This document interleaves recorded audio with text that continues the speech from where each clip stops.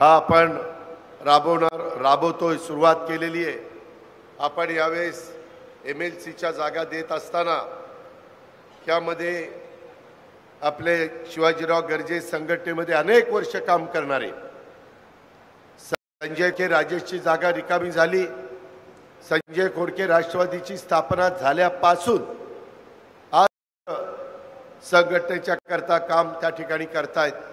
विदर्भाला त्यांच्या रूपाने आपण उमेदवारी दिलेले कुणबी व्यक्तीला, त्याच्यामध्ये OBC व्यक्तीला गर्जेंच्या रूपाने उमेदवारी दिली। आता राज्यपाल नियुक्त 5 जागा भरल्या जाणार आहेत, त्याच्यातली 1 जागा आपल्याला निश्चितपणे मिळेल। तिथं पण योग्य माणसाची निवड केली जाईल। मागणी सगळ्यांचीच आहे, सगळ्यांना वाटतं आमदार झाला, परंतु संघटनेचं काम करणाऱ्याला आपण नेहमीच प्राधान्य दिलेलं आहे। ही गोष्ट आपण सगळ्यांनी लक्षामध्ये घ्या। आणि काही निर्णय झालेले ते पण मला तुम्हाला सगळ्यांना सांगायचे।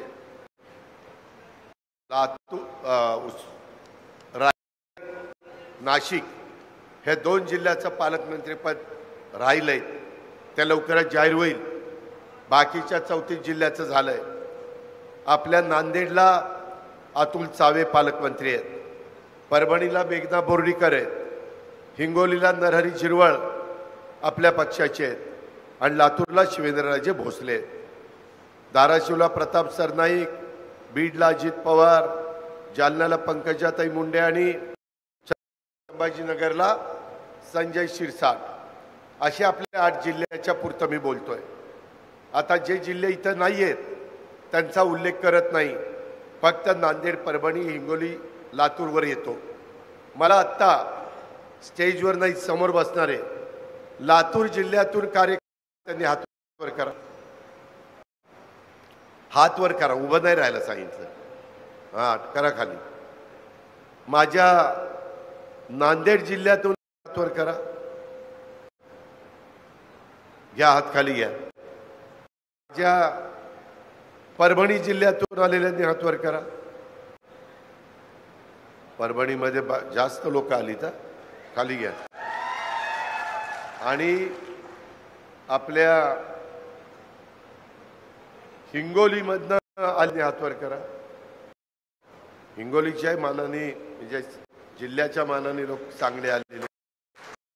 मित्रांनो, साधारण मी किती घसा कोरडा केला, मी किती सकाळी 6 वाजल्यापासून, आज पण मी खोटं नाही सांगत, माझ्याबरोबर माझा स्टाफ होता, त्यांना विचारा, मी 6ला सुरुवात केलेली आहे।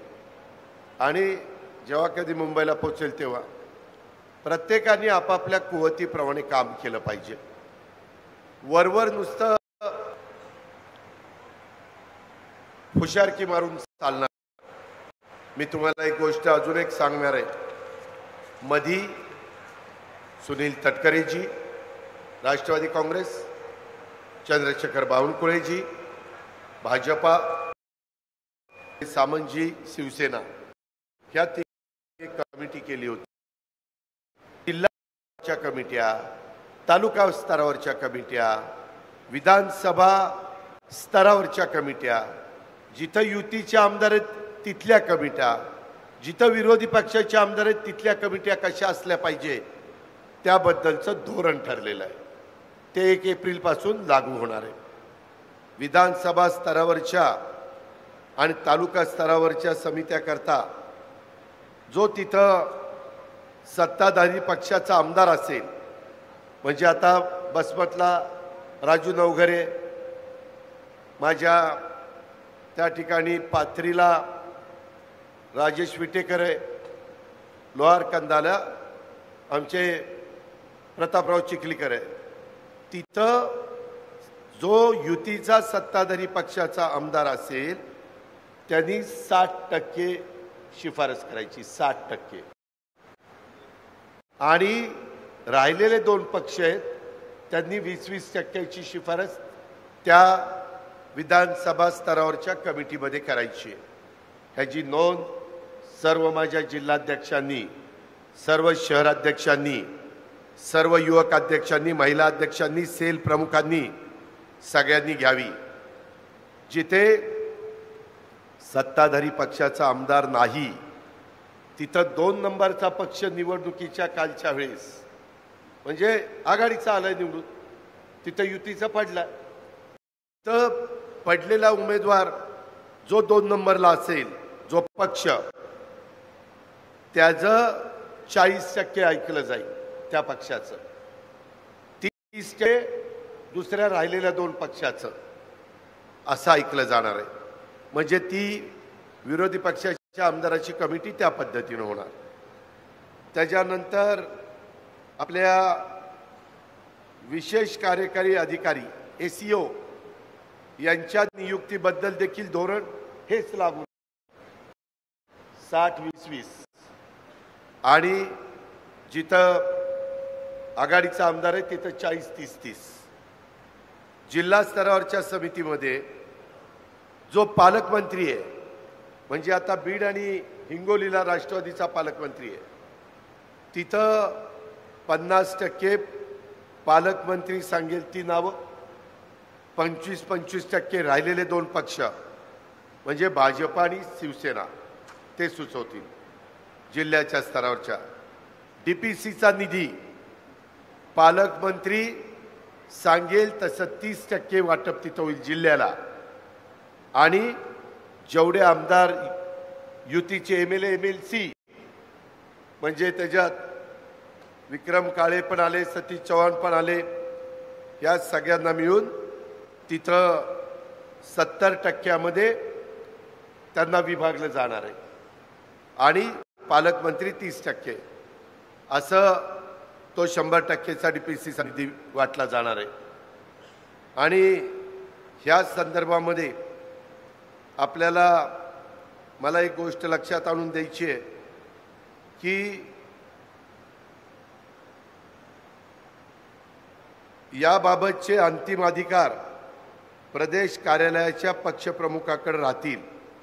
त्यामुळे अंतिम यादी करण्यापूर्वी आपण आपापल्या प्रदेश कार्यालयाकडनं, म्हणजे तुमच्या तर एकच प्रदेश कार्यालय मंत्रालयाच्या समोर आहे, त्या पक्षप्रमुखांकडनं ती सगळी गोष्ट मंजूर करून घ्यावी, अशा प्रकारची माझी तुम्हाला सगळ्यांना आग्रहाची, नम्रतेची, कळकळीची विनंती आहे।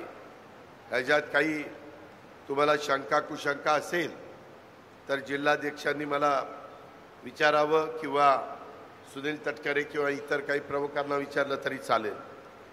मी यावेळेस अर्थसंकल्प मांडत असताना बजेटवर रिप्लाय देत होतो, त्यावेळेस मी सांगितलं की महाराष्ट्र आता थांबणार नाही आणि विकास आता लांबणार नाही, ही भूमिका मी राज्याच्या जनतेच्या समोर मांडलेली आहे। आणि साधारण आपल्या राज्याचं, महायुतीच्या सरकारचा ध्येय हे राज्याला प्रगतीवर न्यायचं, आदिवासी, मागासवर्गीय, कष्टकरी, महिला, युवक, त्याच्यामध्ये अल्पसंख्याक, ह्या सगळ्या घटकांना, सर्व घटकांना न्याय द्यायचा, त्याचा विचार करूनच सर्वसमावेशक अर्थसंकल्प मी मांडलेला आहे। त्यात मराठवाड्याला पण मी भरपूर तरतूद त्या ठिकाणी केलेली आहे।